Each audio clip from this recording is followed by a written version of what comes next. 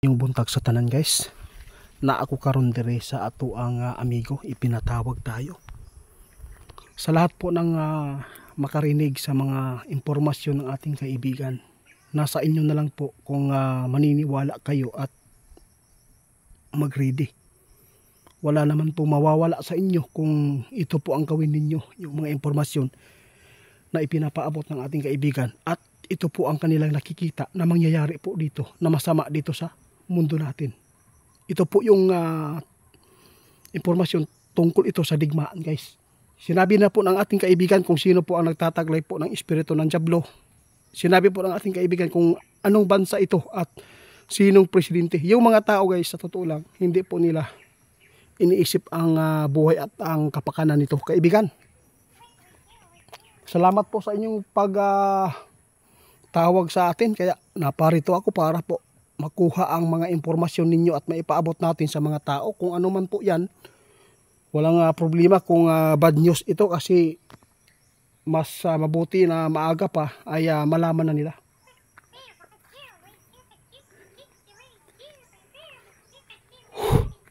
Grabe. Sa lahat ng makapanood, talaga kaibigan, kailangan na talaga daw natin maghanda ngayon. Lalo na may nakuha tayong mga balita ngayon sa social media. Ang Rusya ay mayroon ng mga ipinapaabot tungkol sa Europe, no? Handa daw sila makipagdigma. Pero ang nakakalungkot lang ito na sinabi, kasi alam po ninyo guys kung bakit handa na sila, kasi handang-handa talaga sila dahil mayroon silang nahawakan po ngayon na napakadelikadong kagamitan po nila sa pandigma kaibigan. Ito po ang taong ito guys na presidente, hindi ito nagtataglay po ng kabutihan, kundi ang nais po niya na siya po ang, nako kaibigan, siya ang ludhan. Mag-ingat po tayo guys sa presidente na to, at yung presidente sa China, at saka doon sa, hindi ko na lang mababanggit yung iba. Alam kong nakapanood na po kayo sa iba kung sino man po yung ngayon ang nagtataglay po ng may mga poisonous na mga pandigma. Pero kung digmaan lang po ito ng mga bawat bansa guys, kung gagamitin lang po nila yung mga baril lang po nila na mga hindi po tulad po ng nuclear, no, hindi po tayo mamamatay sa sa mga bala, kundi ang delikado dito yung nuclear talaga guys, yung poisonous at saka yung gutom, di ba kaibigan? Kailangan po natin gawin ngayon, hanggat hindi pa nauubos ang mga pagkain ngayon, kailangan mag-imbak, sabi ng ating kaibigan. Nakita po ng ating kaibigan guys, hindi po natin alam sa 2026 mangyari sa susunod na taon. At least po hindi tayo magkampante ngayon, at ito po ang impormasyon na nakuha ng ating kaibigan na malapit na talaga ang digmaan na to.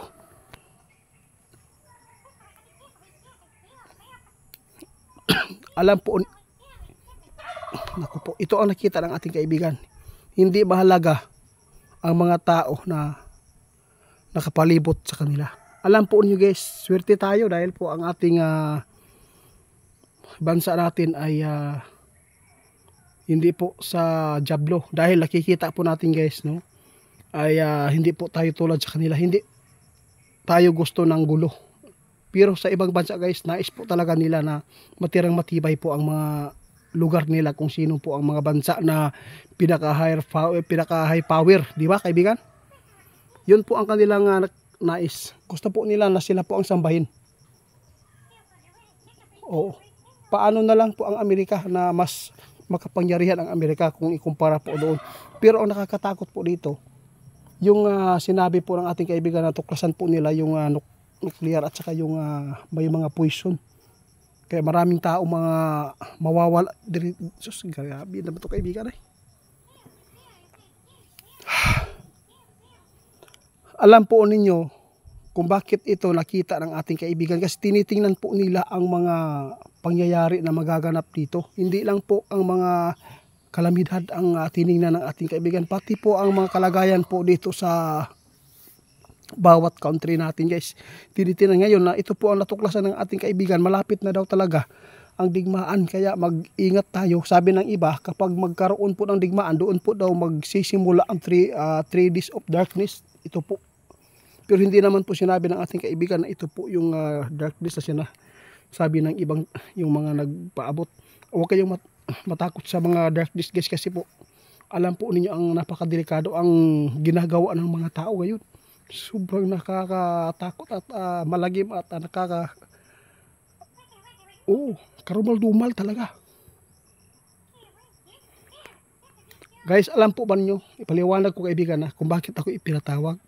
Nais ng ating kaibigan ngayon na maghanda tayo ng mga pagkain natin at mga gamot at mga flashlight, lahat-lahat tubig. Dahil po hindi po natin alam sa susunod na taon magkaroon po ng digmaan, at least mayroon tayo magagamit. Kasi ang tao guys, kahit hindi man, ang napakadelikado dito, sabihin ng ating kaibigan kung saan lugar ang pinakadelikado, kung sino po ang sentro kaibigan. Kaya yung mga tao makapanood sa atin, pahalagahan ninyo ang probinsya ninyo o bundok, bukid. Dahil kung doon po kayo ngayon sa city, isa po kayo dito na mamamatay sa gutom. Dahil po, yun po talaga ang puntirya ngayon ng mga demonyong ito. At saka, yung nasa bundok kay swerte talaga daw. Dahil po, madaling makapaghanap ng mga pagkain, kahit po ano na lang mga pagkain na pwede po natin makain. Ang delikado lang po dito, kung wala kang mga tanim dito sa bundok, posibleng magkakaroon talaga ng gutom. Unang-una, may naghula na napakarami mga tao magugutom nito guys. Yung iba, mamamatay sa gutom. Yun po.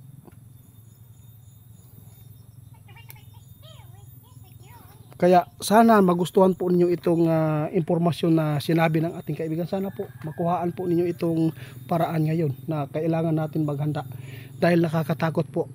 Yung mga tao na binabanggit ng ating kaibigan ng mga presidente, ito po yung nagtataglay po ng espiritu ng diablo. Kasi po hindi po nila tinignan at hindi po naaawa yan sila kung ano man po ang mga mangyayari dito sa mga ultimo, mga inosente, mga sibilyan. Kawawa ang bawat bansa. Alam po kung bakit sinabi ng ating kaibigan, kawawa ang ating bansa. Kasi hindi po tayo gusto ng gulo. Ang Pilipino talaga ay naghanap buhay.